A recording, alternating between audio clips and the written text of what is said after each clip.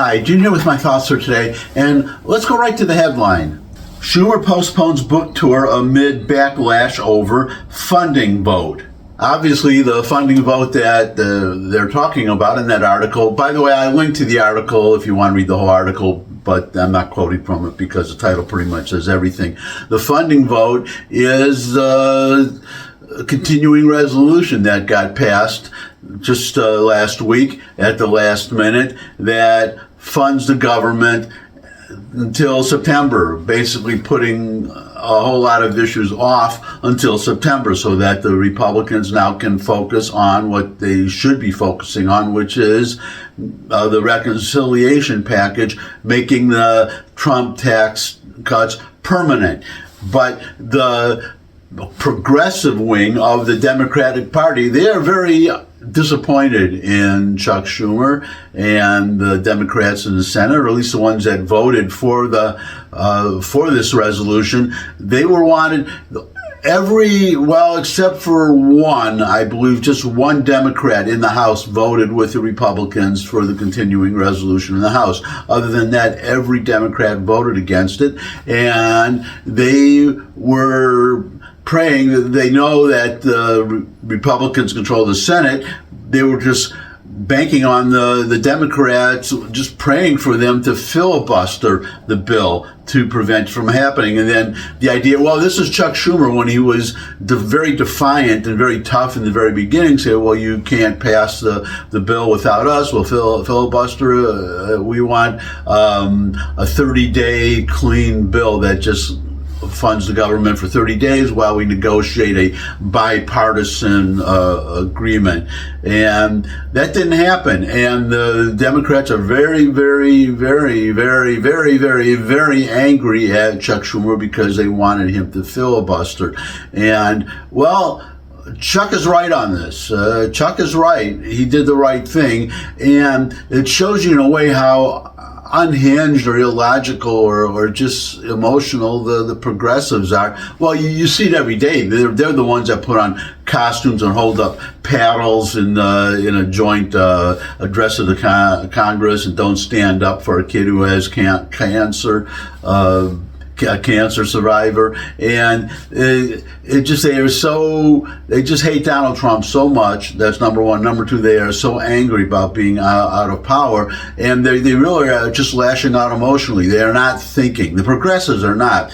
The people like Chuck Schumer, he's very liberal too, but he's liberal, but he's not crazy, and he understood that.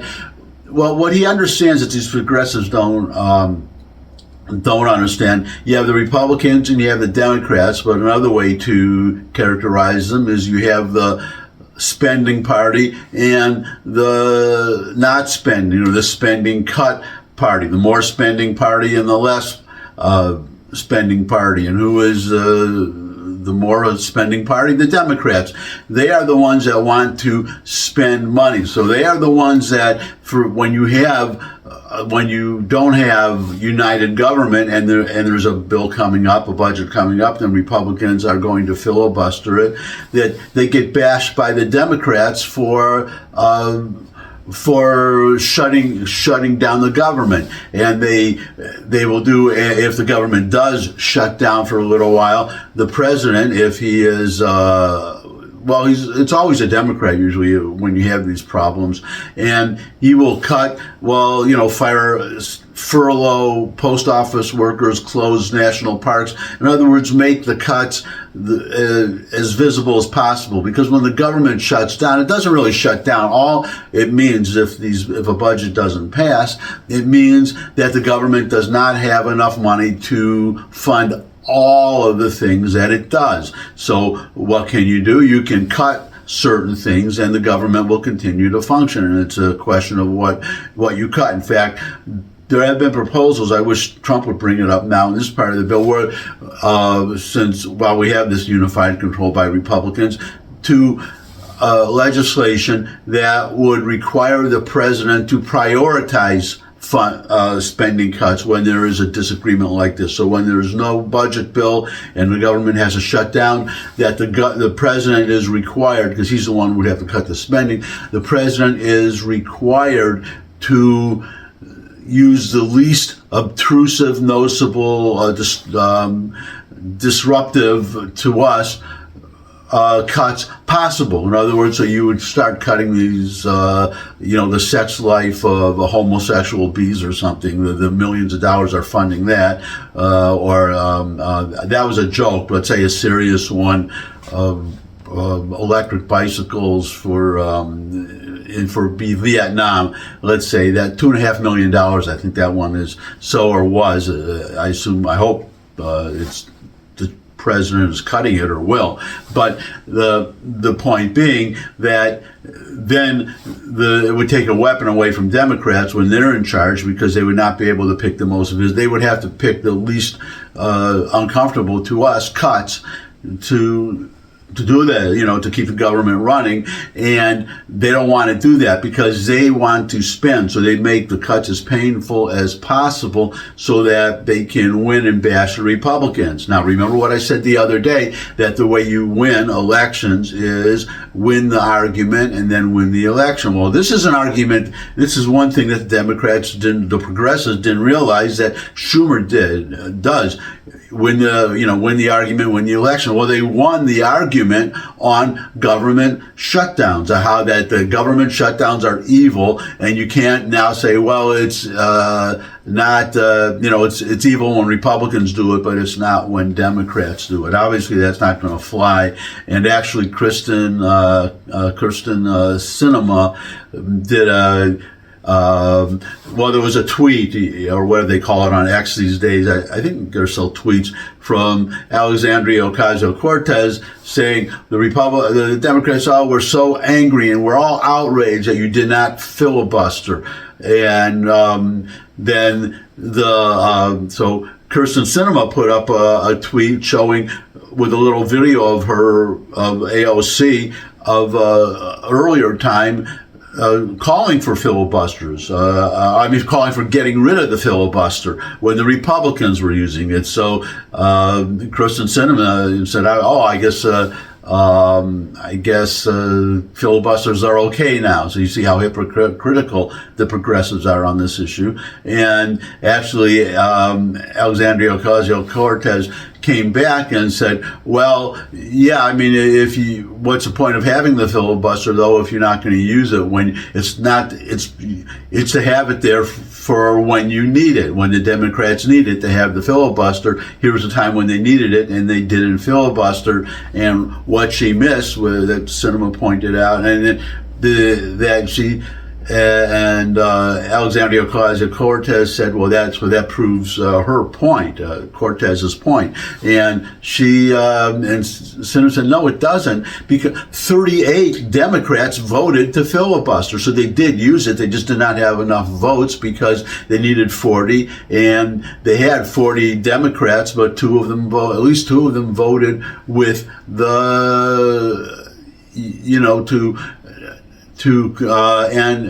voted for cloture, they call it, so that the debate would end and then the vote could go forward. So it was used, it was used by 38, and these are probably 38 Democrats who wanted to kill the filibuster when it was the Republicans who were using it. But what Schumer realizes, remember what I said, you have the one party that wants to spend, the other one that doesn't spend. Well, you had Elon Musk for 2 months now finding all this wasteful spending to cut. If the Democrats shut down the government, what will Trump do? Well, he said, okay, well, you forced we were arguing about spending, now you forced me to do it, so I'm going to cut spending. I'm going to decide where to cut the spending in, so this won't be up for debate anymore. And I'm going to just institute all the Doge cuts, which are cuts that we would not notice, that will not bother us. So a Republican if I were a Republican president, I would welcome a shutdown. I would say, okay, we are going to cut this, and this. If you don't want to do it, then you go ahead. I'm going to veto your bill, and I'll just cut it anyhow. I'll cut it myself. And when then we can debate, and then eventually, of course, there will be a budget, and the government all the funding will come in, but you say, okay, but not the funding that I cut. I proved, I showed that we don't need it, that nobody notices that it's gone, so we are not going to reinstate that funding. So I don't know why a Republican hasn't done that, but that's what Schumer saw. That it was funny. Again, I guess she's the designated idiot for the Democratic Party. I guess when she was a bartender or a barmaid in the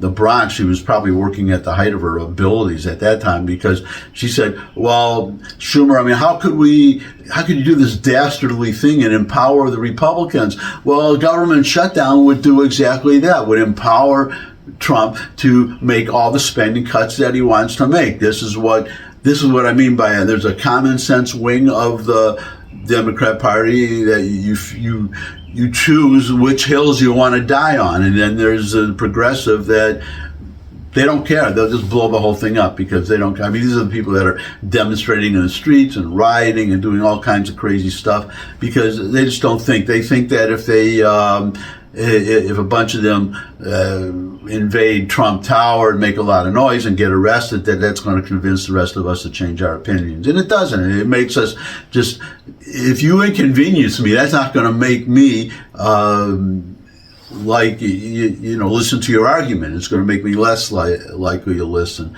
And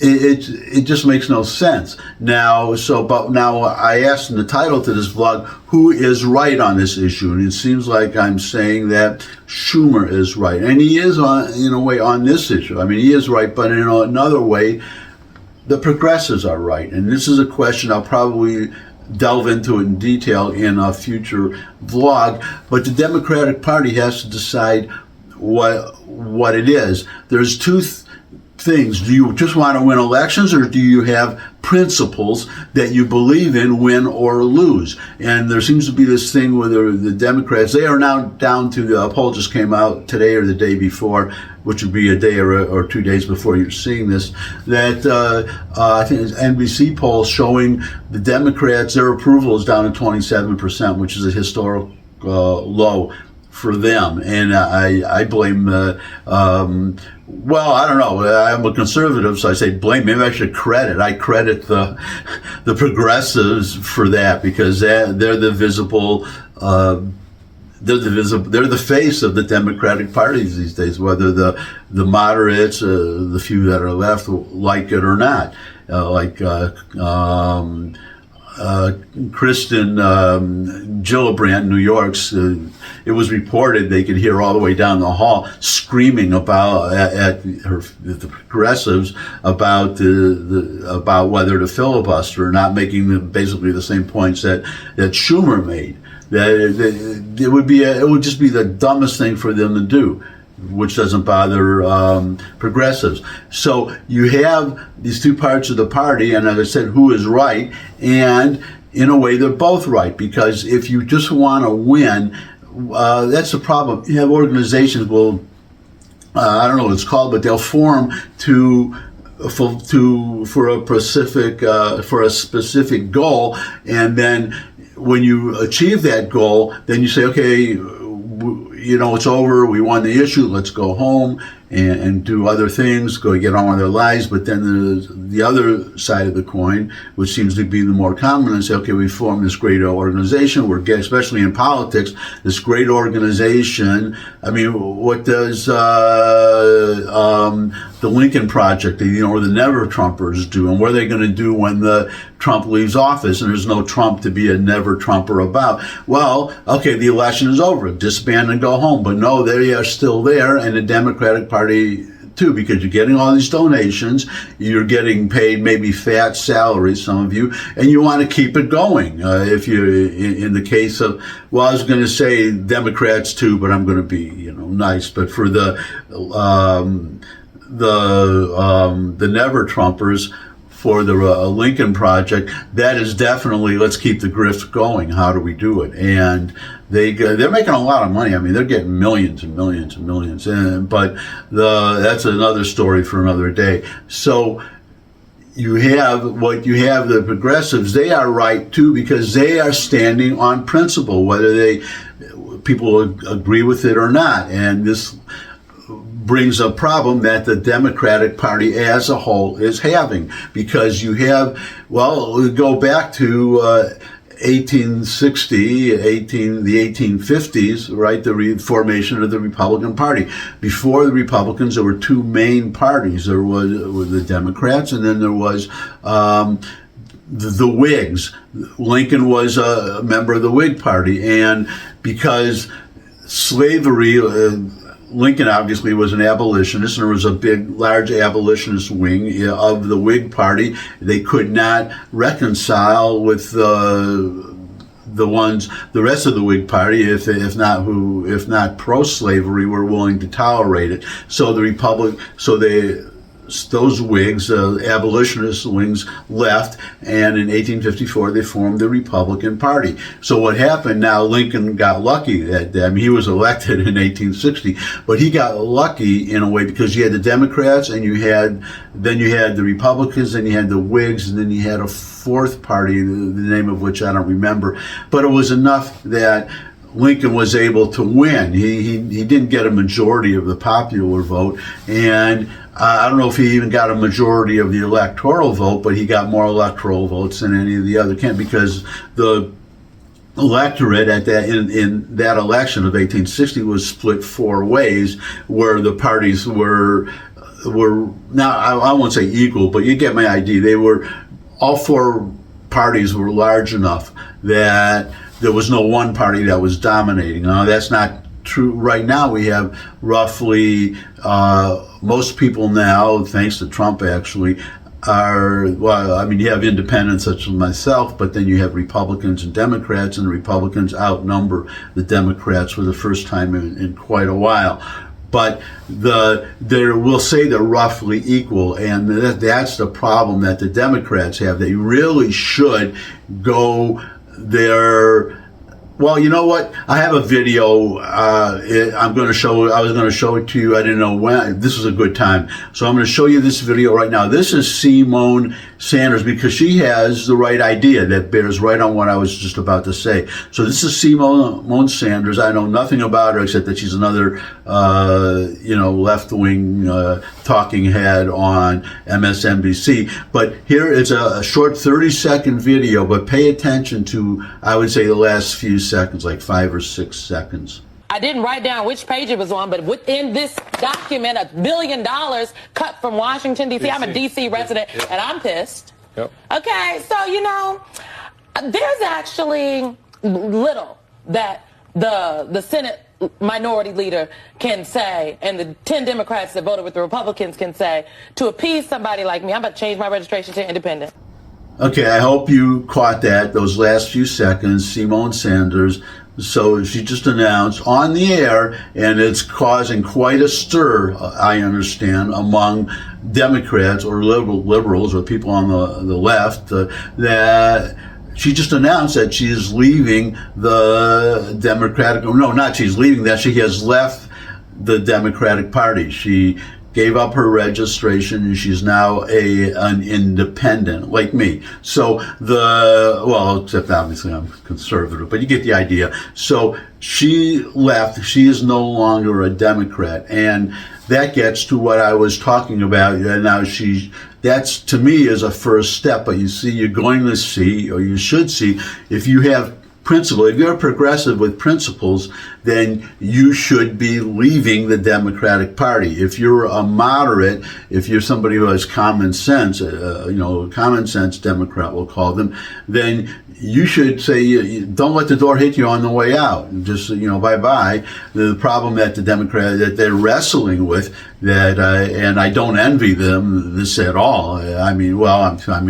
For me, I'm popping the popcorn, but the problem they have is that if these progressives leave, if they were to do what should be the next step for Simone Sanders, is to join the Communist Party or the Socialist Party, or I guess Bernie Sanders calls himself a Democratic Socialist, so and I believe that's an actual party. I don't know, he's the head of it, but he could be the leader of a new party, just as Lincoln was the leader of the Republican Party that was formed from the that from a split from the Whigs. So you have a split from the Democrats and you have this new party. And that's what should happen. That's the sensible thing to happen. But remember what I also said is that some organizations, they put principles on the back burner, and the idea is to perpetuate themselves, or in this case, to win elections. And if a large group of Democrats, let's say if 25% of the Democratic Party split off and then formed a new party or joined another party and ran their own presidential candidate to compete with the Republican and the Democrat, the remaining, representing the remaining Democrats, neither of those people could win. Neither of those parties could win. The Republicans would just be able to waltz into office over and over again until these two now separate parties either reconcile or they find a way to work together. But then, who will be the candidate, the joint candidate, one for president, one is the vice president, runs for vice president. A big problem, and that's what the Democrats are really, I want to say that's what they're wrestling with, but they haven't reached the wrestling with stage yet. They're just in denial. They are in denial that the Democratic Party is no longer, it always was a cobbling together of all these different fringe groups, and now the transsexuals and atheists and who knows, all these communists and socialists and the green, the greenies, the Green New Deal people, and they cobble, and people of color, and then the Hispanics, and then Pacific Islanders, and all the people in the LGBTQ. And actually, if you look it up, there's actually a longer acronym that's something like 15 different letters. So these are all people that the Democratic Party has to cobble together into a winning coalition, and obviously that is becoming increasingly difficult. And that's the problem that they're having. That's a problem they're having, but I said they're not wrestling with it because they haven't wrestled with it, and they're not being honest. And what they have to do is say, either sit down with the progressives and the moderates, sit down, can we find a common ground? And if not, then it has to be bye-bye. We go our separate ways, just like Chuck. My father was from Czechoslovakia, and Czechoslovakia doesn't exist anymore. It's the Czech Republic, and it's the Slovak Republic. It was an amicable split, no big disagreement, but they just realized they couldn't get along, or they were too different, so they just very, very friendly way, they just split. So it can either be friendly or unfriendly, but the Democrats, the time is coming, if it hasn't come already, for them to just admit that we are no longer the progressives and the moderates. We can no longer get along. We just have we don't have a common purpose except to win elections. And then the problem is, what do we do when we win elections? And especially for the moderates, I guess I'll close on this.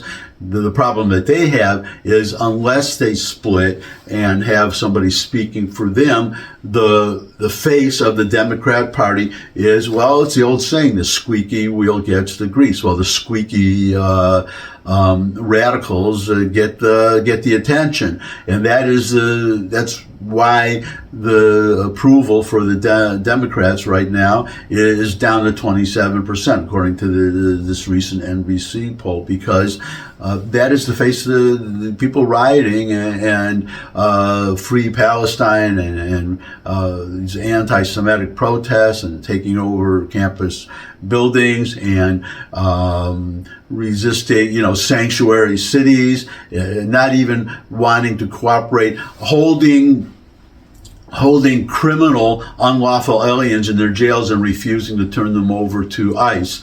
That is the Democratic Party. To me, that is the Democratic Party. That's what I see. These moderates, I don't see them. And Chuck Schumer, that's the other thing.